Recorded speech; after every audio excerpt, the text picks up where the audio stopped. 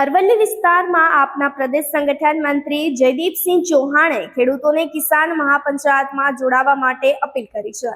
ગુજરાતની 400 એપીએમસીમાંથી તમામ ખેડૂતો આ મહાપંચાયતમાં જોડાવાના છે તેવું જયદીપસિંહ ચૌહાણે કહ્યું છે। ત્યારે સુદામડા ગામ લીંબડી વિધાનસભા સુરેન્દ્રનગર ખાતે આપના રાષ્ટ્રીય સંયોજક અરવિંદ કેજરીવાલ, પંજાબના મુખ્યમંત્રી ભગવંત માનજી ઉપસ્થિત રહેવાના હોય આ વાત પણ હાલ સામે આવી છે। તો આમ આદમી પાર્ટીના પ્રદેશ સંગઠન મંત્રી જયદીપસિંહ ચૌહાણે વિડીયોના માધ્યમથી જણાવ્યું હતું કે સમગ્ર ગુજરાત જાણે છે કે બોટાદ માર્કેટ યાર્ડમાં ચેરમેનની રહેમ નજર હેઠળ ભાજપના ઇશારે લોકો કડદા કરી રહ્યા છે।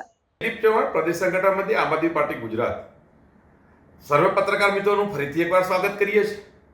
આજનો ખાસ વિષય એ છે કે આખું ગુજરાત જાણે છે કે ભાઈ 10મી ઓક્ટોબર 2025 એટલે કે બોટાદથી જે કડદાકાંડ વિષયક જે પ્રથા લાદવામાં આવેલી બોટાદ એપીએમસી જે કારોબારી કમિટી છે અને એમાં ક્યાંક ને ક્યાંક ભાજપ સરકારના ઇશારે આ જે કડદાઓ થાય છે એ કડદાઓને લઈ આ કડદાઓના વિરોધની અંદર એક સરસ મજાનો આંદોલન શાંતિપ્રિય રીતે ગાંધી ચિંતા માર્ગે થઈ રહ્યું હતું। ત્યારે પોલીસ દમન થયો અને 85 જેટલા ખેડૂતોની અંદર એમને ખોટા કેસ થયા, જેની અંદર આમ આદમી પાર્ટીના કિસાન સેલના પ્રમુખ એવા રાજુભાઈ કરપડા, અમારા પ્રવીણભાઈ રામ જે આમ આદમી પાર્ટીના વરિષ્ઠ નેતા છે, એવા અન્ય આગેવાનો સાથે લગભગ 69 જેટલા જે ખેડૂત પરિવારો હતા, જે ખેડૂતના દીકરાઓ હતા, એમને જેલના હવાલે કરવામાં આવી તાનાશાહી સરકાર દ્વારા।